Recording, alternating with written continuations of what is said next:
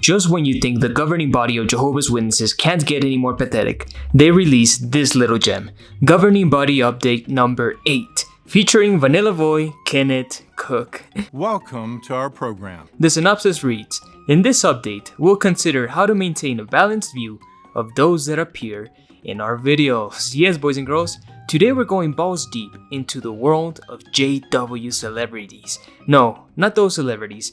These celebrities. Because apparently, these Jehovah's Witness movie stars are becoming so popular that the governing body felt compelled to make a video about them. Yeah, it's gonna be a complete train wreck.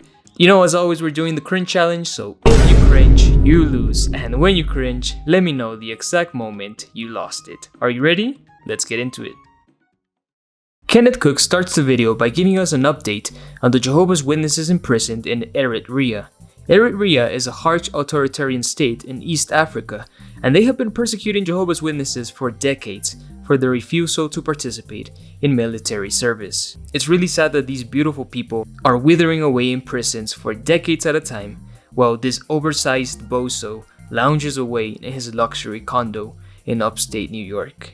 Kenny also gives us an update on the Ramapo construction project, which will serve as a new movie studio for Watchtower. Why spend millions of dollars in these movie studios when the end is just around the corner? Don't ask questions, just consume product and then get excited for next product. Surely, this project is evidence of Jehovah's blessing. We are greatly enjoying Jehovah's rich blessing on this exciting world headquarters project. We pray for Jehovah's continued guidance and blessing on the Ramapo project. While many assignments are in the background, some assignments are more visible to others. For example, various brothers and sisters who appear in photos in our publications, or who are used in our videos. In recent years, our organization has produced hundreds of videos, including full-length dramas. At our conventions this year, no doubt you appreciated viewing the first episode of The Good News According to Jesus. Oh yeah, I sure enjoyed watching episode 1 of The Good News According to Jesus. I enjoyed ripping it apart, that is. The Good News According to Jesus. It's clear that Jehovah is blessing this tremendous undertaking. Check my review if you haven't already. Jesus. Sexual relation. We look forward to all 18 episodes. We deeply appreciate the time and hard work that various brothers and sisters contribute to make these projects come to life. If you actually deeply appreciate the hard work of your fellow brothers and sisters, how about you pay them for their work? Have you thought about that, Kenny? Many from around the world have appeared in our videos. In some cases, a brother or sister has been interviewed or has told an experience from their own life. In other cases, they may have portrayed a Bible character or even a modern-day character. It could be that you know someone in your local area who's had this privilege. But here's an important question. How should we view those who appear in our videos? Ugh, here we go again. You know that the governing body is obsessed with controlling not only the actions and words of their followers, but also their thoughts. Have we helped the Brotherhood to be completely united in the same line of thought? Clearly not. Any who've done so need to adjust their thinking and attitude. How should we view those who appear in our videos? The question alone is so infantilizing, as if JWs needed to be given a ready-made opinion on every little topic, as if they didn't have a functioning brain. Okay, Kenny, enlighten us. Those who appear in theocratic videos are dedicated, humble servants of Jehovah. They don't seek fame or glory for themselves. Quite the opposite. They want the glory to go to Jehovah. Then you clearly have no idea of how some of your humble, dedicated servants of Jehovah have used their fame for their own personal gain. The most infamous example of this is Crystal Caras, who played Megan in the JW movie What is True Love. We also covered that movie on the channel. It's absolutely ridiculous. Since the release of that movie, Crystal has amassed a following of 120,000 people on Instagram, a big part of those being Jehovah's Witnesses. How do we know this? Because most of the comments on the page are Jehovah's Witnesses. I loved you on What is True Love. It's my favourite movie on JW. You and your family are beautiful. May Jehovah bless your family. Beautiful spiritual family. Yeah, no. How can this family be spiritual when they have a little enemy of God among them? Oh. You know what's funny about Crystal's page is that it has grown thanks to her appearing in a Watchtower movie, but she still avoids posting anything that would explicitly connect her to the religion. Even when posting photos in the Kingdom Hall, she refers to the midweek meeting as a Monday night lecture, a term which no JW would use. We wouldn't want to scare off potential followers by making it clear you're in a doomsday cult, right, Crystal? But the worst part is that Crystal uses her page to promote, get this, Young Living Essential Oils, a notorious multi-level marketing scheme. It's like a cult within a cult, and she also promotes all sorts of wacky products that your crazy aunt would buy. What if your journey to improved well-being starts with thousands of spikes? And my favorite part is that you just have to take 15 to 30 minutes to just lay down. What if I told you you can make your alcoholic beverage cleaner and healthier in 5 minutes? Something that can absorb the toxins that many people will cause headaches, flushing, nausea, hives, and more, even after just one sip of alcohol. I swear, if you put that crap on my beer, I'm gonna lose it. And Crystal is just one example. Who knows if other JW actors have used their fame to get rich? To say all of them are humble servants of Jehovah who are not in it for the fame is a blanket statement that's clearly not true. Kenneth, are you able to read their hearts? How do you know they're not in it for the status or for the bragging rights? Anyways, let's move on. Thankfully, the majority of our brotherhood maintains this proper perspective. Nevertheless, there's a caution for us as viewers. We must avoid transferring our admiration for the biblical characters to the brothers and sisters who portray them on screen. Instead, we imitate the faith of the men and women recorded in God's Word. How could it affect a video participant if we gave him undue attention, treating him like a celebrity? Oh, I don't know. They could start believing they were handpicked by God to direct the only true religion on earth. Oh, that would be too much, huh?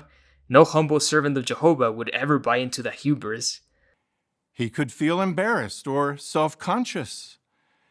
This could happen if we ask these ones if we could take a photo with them.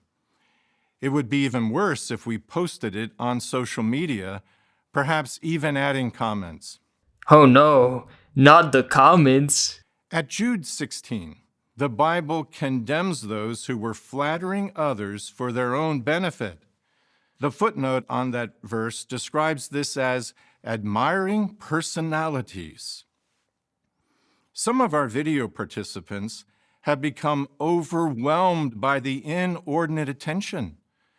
Some no longer feel comfortable attending large gatherings of Jehovah's people. It's vital to have the right perspective of those who appear in our videos. Well, I don't see Mrs. Young Living here feeling embarrassed of her online fame. Honestly, Kenny, what were you expecting? You feature these actors and actresses on movies that will be watched by millions of Jehovah's Witnesses, and you expect none of them to ask for a photo? Come on. Even I would love a photo with Jada and Nita, or the Habsburg Shin dude from What is True Love. Oh, but of course, there is a double standard because there's a lot of photos online of the governing body, taking photos with the rank and file. Just look up on Pinterest. You'll see hundreds and hundreds of photos of the governing body posing with their followers. Because of course, saying no to a photo would be rude. You have elevated yourself to the status of celebrities in this religion. How could you not expect for people to treat you as such? I mean, just look at this idolatry. The governing body loves the adoration. They don't even seem annoyed at the photos. They seem to love it. I think low-key, Kenneth and his buddies are probably jealous of the celebrities getting more attention than them. He's probably super jealous of Thirst Trap Jesus, who's featuring in the new Jesus episodes. I mean,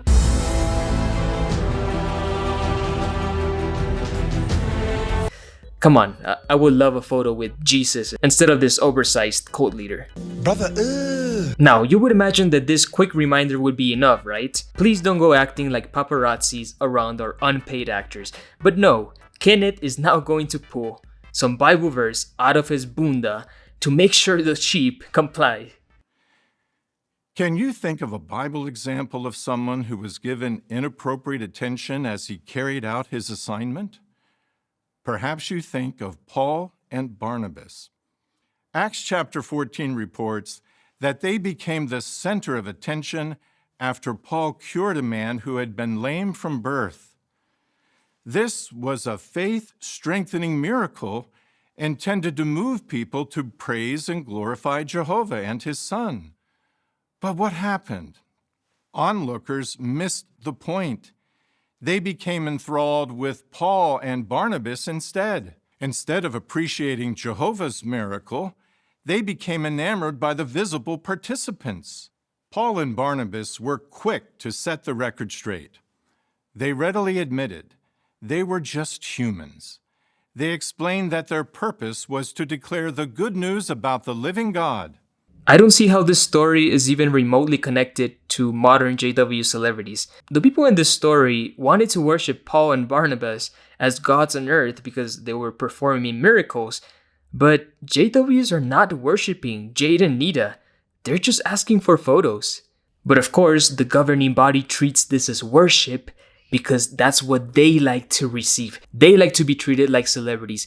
They like to take photos with their followers. So when they see other people receiving that treatment, they get a bit jealous. How do these Bible examples help us to have the right view of those who appear in our videos?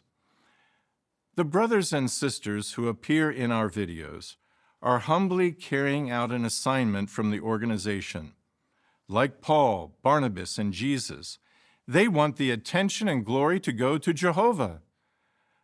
Of course, some brothers and sisters are assigned to portray servants of Jehovah, but others are assigned to portray enemies of Jehovah. Can you imagine how difficult it would be for a faithful brother or sister to portray an enemy of Jehovah? We would not want to make that assignment even more difficult by developing negative feelings toward the individuals who play such roles.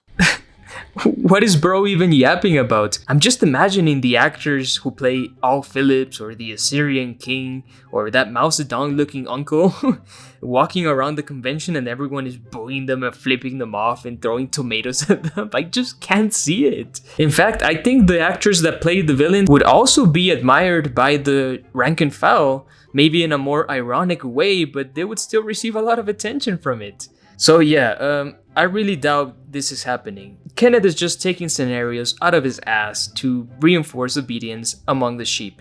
It's ridiculous. Clearly, balance is needed in how we treat those who play roles in our videos.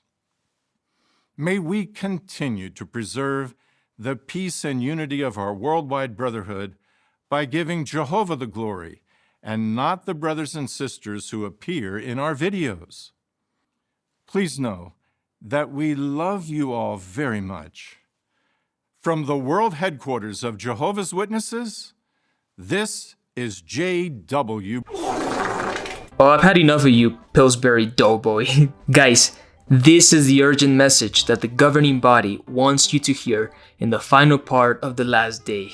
It's not go feed your neighbor or go make the world a better place. Nope, it's just another attitude reinforcement session. I mean, you make the lives of your followers as dry and boring as possible, and when they get excited over meeting their favorite JW celebrities, you shut them down. This is the level of control we're talking about, guys. This dude just can't let people have fun. He wants all the adoration for himself and his buddies. None of us are professional actors. So guys, let me know in the comments below, who is your favorite JW celebrity? I can't choose one, and I wonder what happens to these JWs who appear in movies. Like, have some of them left the religion? Do they all stay in? I'm wondering. I know for sure that Nicholas King, who appears in the movie These Words Must Be in Your Heart, which we'll cover real soon. But it seems, according to his Instagram page, he is now living as a gay man, openly gay man, and he works in Broadway or something. So yeah, good for you, Nicholas King. I have never met you, but if you managed to leave the religion, kudos to you. Megan, if you're watching this, I hope you stop selling essential oils to your brothers and sisters, and I hope you stop ripping them off. Now I'm wondering if other JW celebrities have become famous or made a lot of money from their appearance in JW movies. I wish I had the answers, guys. If you know any of them personally, please let me know in the comments below. And please let me know the moment you lost the cringe challenge, because I love reading your comments. A special thank you to my Patreon supporters and my YouTube channel members who make this channel possible. And I will see you on the next video. Take it easy, guys. Have a wonderful day and stay away from the tower.